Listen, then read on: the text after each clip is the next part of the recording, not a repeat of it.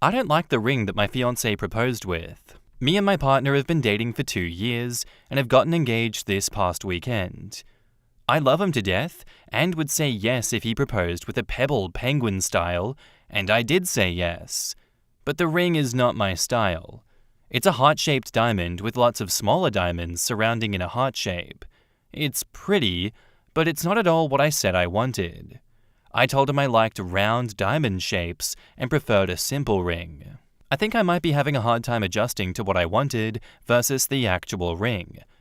One thing that bugs me is that he had a different ring originally, something my style, but his mum thought that he got ripped off.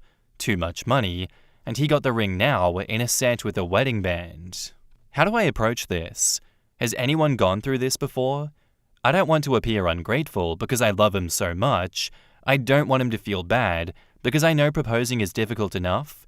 I don't want to crush him by telling him that I don't like the ring. In the comments, Northern Lit Up says, "You just need to tell him." Honestly, it sounds like his mum interfered. Is she normally like that? Controlling and opinionated? Does she normally call the shots with him? And does he normally listen? Because that would be a pretty big red flag for me. I'd be willing to bet that she picked out this ring. You just need to tell him that you love him and you're excited to marry him, that this ring is not your style and you would like to go with him to exchange it for something else. If he has a problem with you wanting input on a ring that you're supposed to wear for the rest of your life, then that's something you really need to think about. OP says, she freaked out about the price of the original ring and he doesn't have any friends who have gotten married, so he didn't know what a normal price was. He figured that she was right about it. She's not super overbearing. She is opinionated, but not usually pushy. He says she didn't pick out the ring. I did ask him that. Northern Lit Up replies, well, she needs to keep her mouth shut. Her son is a grown-ass adult. I'm not even sure why he's discussing the price of an engagement ring with her. She's not buying it. And I don't get from your post that this is really about how much the ring costs, but the fact that he disregarded the style that you told him that you would like. He should hardly be surprised or offended that you don't like what he picked out when it's nothing like you talked about. OP says, he showed her the ring and told her he was proposing. He didn't let her know before, so she was a little hurt. I'm guessing she asked about the price, which I don't feel is overstepping. I think everyone goes to their parents for advice when they don't have a clue what they're at. This isn't very typical or anything like that. He was super nervous to propose. I think he just wanted guidance and validation. Well, it sounds like the issue here is that he listened to what his mother wanted instead of what you wanted. A lot of people on this sub will say that that's always a red flag. I'm not so sure. It depends on why he got the ring set he actually did get, and not just why he returned the ring that was more your style. That's the question here. Why, after getting the ring, not get a set with an engagement ring that looks the way that you like? I think you're going to have a conversation with him if he expects you to wear it and you can't see yourself doing that. There's a way to have it calmly, reasonably, with understanding and smiles. Make sure you lead with what you told us, that you love him to death and would say yes if he proposed with a pebble penguin style, but also explain why you don't see yourself wanting to wear the ring that he actually got. Then you can ask, why this one, when you made your preferences known. OP replies, his mom just freaked out about the price of the ring. It made him feel like he got ripped off, so he went back for the one that included a wedding band. He doesn't have any friends who have gotten married, so he didn't know what's normal or not. He said he felt like he got a great deal on the ring that I have now, and to be fair, I guess I didn't say anything about heart-shaped. I guess I should have a talk with him. I just don't want to hurt his feelings. Princess Pancake asks, do you know the price difference between the two rings? Just curious, because I know older people don't realize how much things costs these days, and it absolutely would have been possible to get you a simple solitaire ring for a very reasonable price. Yeah, look, I'm not going to rag on older people in the chat here, because I know historically that making fun of boomers has not gone well for me, so not going to do that. But people can definitely be disillusioned about the prices of things these days, when back in their day, the prices were a lot different. I think it was stupid of him to return the ring based entirely on cost. If you're going to have that ring for the rest of your life, and she's going to have that ring, you're not going to think every time you look at this ring, damn, I paid too much for this shit. 30, 40 years from now, damn, I got ripped off. I got ripped off for this piece of shit on my ring finger. It's just not a thing, so I don't understand why he let his anxieties about the price get the best of him, in that he went and returned it and got something that doesn't work. Regardless, you can always go back and get engagement rings that match what both of you want now. Just because the engagement had one set of rings doesn't mean the future has those rings in it. And now, onto the update. Hello again. Quick update to my last post. I knew my post would be controversial, which is why I sought the opinion of internet strangers rather than my own family or friends. Thanks to everyone who gave advice. Nothing juicy. I talked to him about it, expressed how excited I was to be marrying him, but said I did not like the ring. He took it okay. He was a little upset, but that was more of an ego hit than anything. He agreed to return the ring and have me pick out a new one. He wants me to have a ring that I'm happy with and will have forever. He feels bad that he listened to his mother, but he thought that she would be a good source of information. He doesn't have a big support network, and none of my family or friends would have been able to keep a secret. He wanted the proposal to be a big surprise. I did tell him that he should listen to his future wife from now on. He picked a heart-shaped ring after because he got me a promise ring a while back that was heart-shaped. He didn't know that the style was very polarizing. So yeah, we communicated, and now I'll be getting a ring that fits my style. The only remaining issue is, how do we tell friends and family about the ring changing? Any suggestions? Thanks again. In the comments, Golden Cricket says, you can tell friends and family. He bought me that one as a placeholder because he knew that I had a particular taste and would like to be a part of the process. So I'm happy to hear that you no longer have a heart-shaped ring, and so happy to hear that he took it okay. My intrusive thought was to say, that was just costume jewelry since the ring didn't come in time, because I'm petty and would want mother-in-law to know that her opinion led him very far astray, but alas, yours is so much better and more tactful. Why would you even tell them about the ring change? Honestly, I don't think people will even notice. If you already showed them your initial engagement ring, the one you didn't like, then they'd have no reason to want to see your engagement ring ever again. If they hadn't already seen it, then they'd only see the new permanent engagement ring. The only reason they'd even know about a new or different ring is if you, or fiancé, or future mother-in-law, purposely bring it up. I know it's a big deal to you and your fiancé, but this whole story could die quietly if you all choose to let it die. The reality is that other people do not think about us nearly as much as we like to think, hope, or obsess. OP says, it's more so what we tell family. We are both very family-oriented, and we were at my family's cabin when he proposed. We saw his family a few days later, so a lot of intimate family have seen the ring. I figured that I'm just going to say the ring couldn't be sized down enough, so we had to pick a new one. How about something that's closer to true? When we went back for the sizing, we both fell in love with this ring and felt that it really suited my style more. OP says, yeah, maybe this will work better. It's not that I want to lie to people. Our families are just pretty conservative and old school. I feel like I'll be judged for just saying I wanted to change it. I already told my mom, and she called me mean. In a more joking way, but still.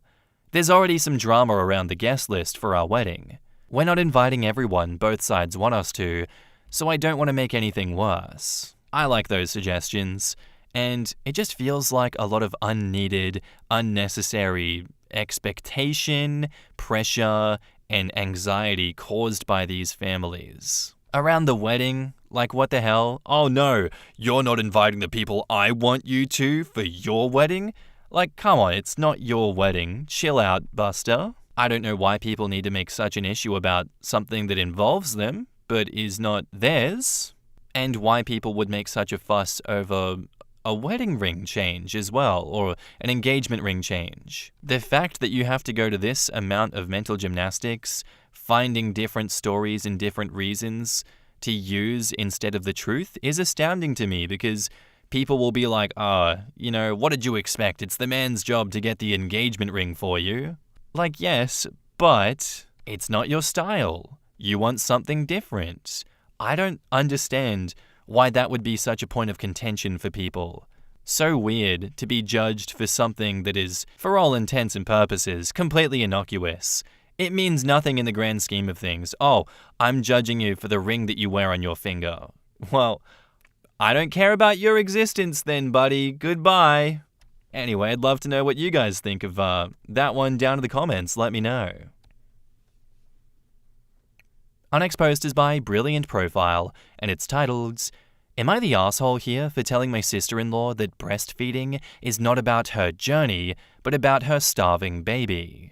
So I've published the first part of this story on breastfeeding in Mummet subreddits, and I've been made to feel like a monster because mother knows best. For the record, we are in Europe, I'm sorry for my English, and I'm also extremely emotional. My sister-in-law Julia gave birth to a little Amanda 11 weeks ago. From the beginning, Amanda was barely growing, mostly losing weight instead of gaining. My country is heavily pro-breastfeeding, and Julia decided that she wanted to breastfeed. However, Amanda wasn't gaining weight properly and landed in the 0.1 percentile for weight. Julia forbade me and my mum from coming to visit them. She said we will poison her if we bring her food. It was surprising, especially that before she gave birth, we were good friends. So we only saw little Amanda through pictures and videos my brother has been sending us. And only once, my mother said she was worried because Amanda looked like she's hungry. She was crying and writhing, pushing her fists into her mouth, while Julia narrated on the video that this is how a happy baby looks with a full belly.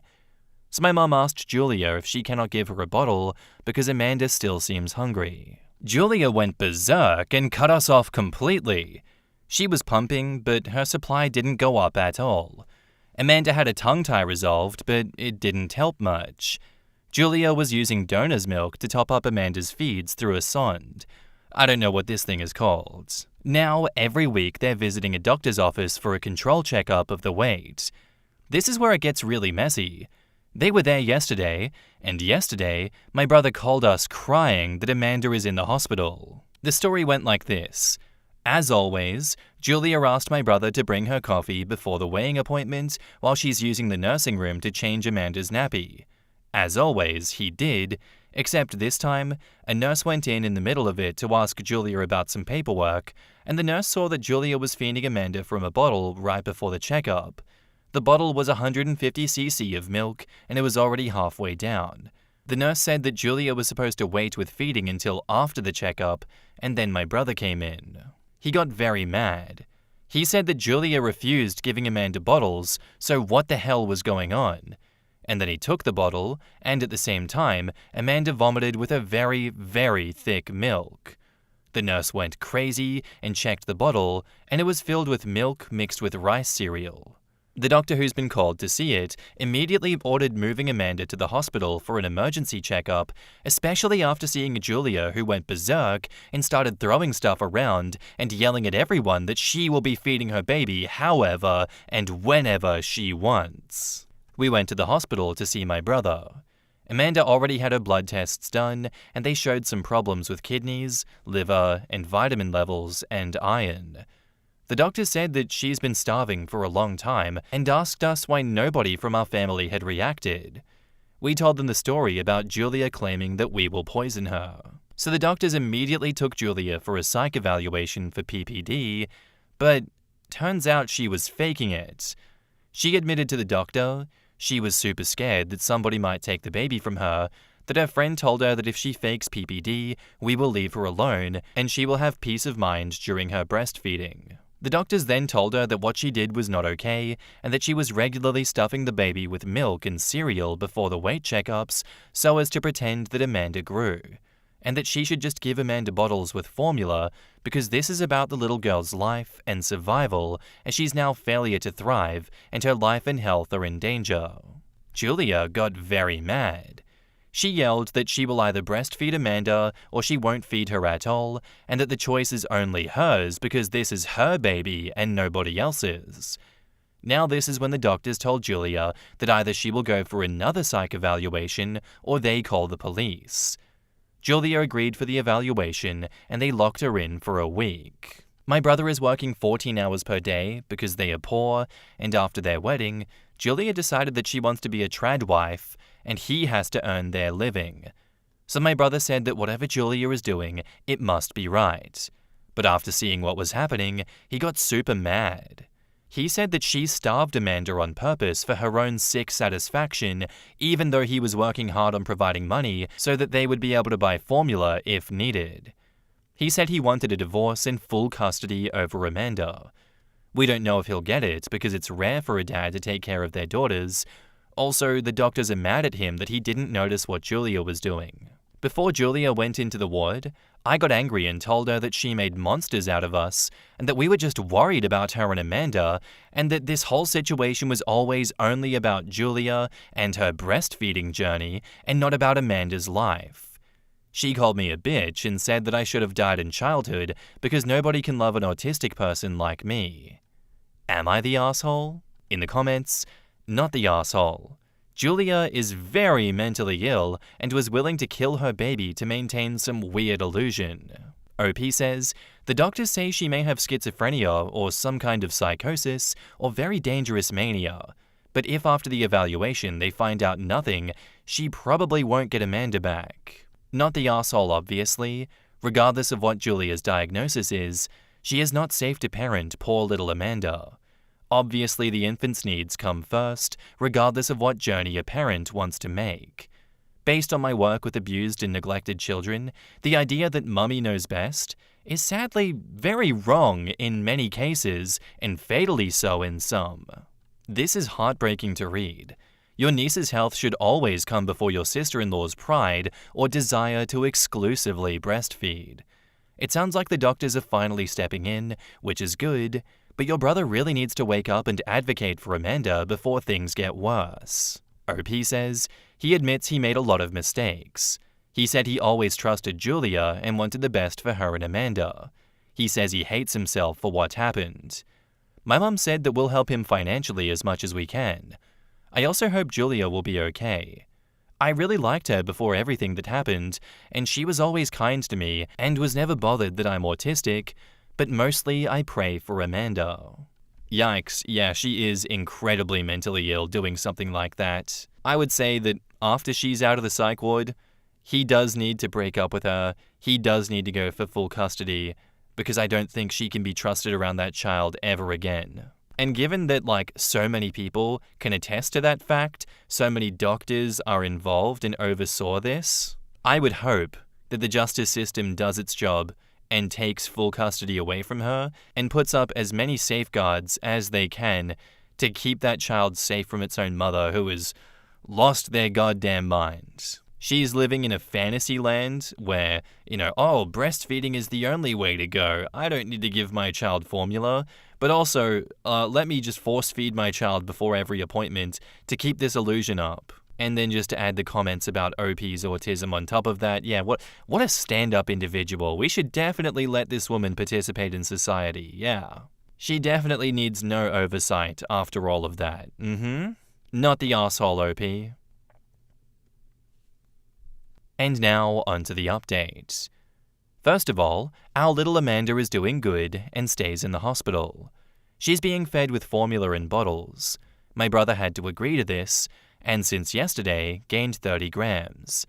She had more tests done, and we're waiting for the results. The doctors are also worried about the fact that Julia force-fed Amanda with cereal mixed with donor milk before the appointments, because apparently it can cause some problems with digestive systems in the future, especially that they don't know for how long she's been doing it, and she doesn't want to admit it. Second, thank you all for your support. Also, thank you for the comments stating that we let Amanda down and put her in danger. Me and my mum realize it, and we feel terrible about it. Some people were questioning what happened because my previous post in other groups stated that Julia is feeding Amanda and that she's doing everything she can to provide milk for her, and yes, that is true. This is what we knew at the time. We didn't know that Julia decided that it's either breast milk or nothing at all. She only said this in front of the doctors. My brother took vacation at work, and most of his time he stays with Amanda, but he will be moving in with us. All this time he's been working and later doing overtime, and he feels exhausted, but he says he had no other choice. He promised he will do everything he can to be a good father. We don't have much information about Julia, but no matter what, we worry about her. She's our family as well. She doesn't have her own family. She said before the wedding that she and the rest of her family had a fight and they cut her off, so she is alone in this world, and we felt very sorry for her. I can see why they cut her off now. I'm beginning to think that she's not the victim here anymore. So we managed to get in touch with one of Julia's friends, Linda, who was donating milk to her. Linda was terrified with the story and admitted that she was the one who told Julia to pretend that she's afraid of us poisoning her. All of it because Linda's mother-in-law was demanding to visit them after the birth, so she used this excuse for people to leave her alone. And apparently Julia said to Linda before giving birth that Amanda is only hers and only she has the right to hold her and Michael, my brother, if really needed. And I don't understand this because my mum never asked to hold Amanda. In the hospital, 2 days ago, it was the first time we saw Amanda in real life. Also, Linda is one of the birds of a feather that flocks together with cuckoos. Of course. Linda also told us that she introduced Julia to the Milk League, whatever that is, and there she found out all of the bad things about formula and bottle feeding. Also, it turns out that she never wanted to vaccinate Amanda, but my brother forced her to. Linda said she recommended Julia a couple of lactation consultants who apparently weren't real educated LCs, but some women with Instagram accounts claiming to know a lot about breastfeeding. This is all for now. This is all the information I gathered. The most important to me is that Amanda is safe with the doctors and nurses. I will update whenever I know something more important if you want. In the comments. So not only was this woman starving her kid, she was purposely surrounded by people who were also misinformed to a dangerous degree. I'm glad the baby is safe now, but honestly, I don't think sister-in-law should ever be near a child again. I hope Linda's baby is safe too. Yeah, she sounds like nutcase number 1, feeding crap to unstable nutcase number 2. You might want to reach out to her family to see if this is the latest in a longer history of mental illness. They might be able to assist on getting her help. OP says, the doctor told my brother to do this, and he will try. I also wonder what the fight was truly about. It's very possible the family is quote-unquote normal, and Julia is the one with mental health issues, and the family couldn't get through to her, and that's why they cut her off. Or she might have cut them off because they were trying to help her, and she didn't want it. Hopefully he tries a bit harder than he did at being a proper parent. Anyone with half a brain cell can tell the difference between a fed baby and a starving one. Even if he was working 16 hours a day, all it takes is 30 seconds to look at his child. I've been told by 2 different family lawyers that, at least in the US, a large reason that fathers have the alleged difficulty in getting sole custody is simply because they don't try. They assume they won't get it, so they don't fight for it. In his case, his wife tried to starve her baby because she's crazy, so he better step up. I suspect that his hours will actually go down if he isn't having to pay for his wife's needs on top of his child. OP says, the doctors told him that he screwed up and that he is a parent too.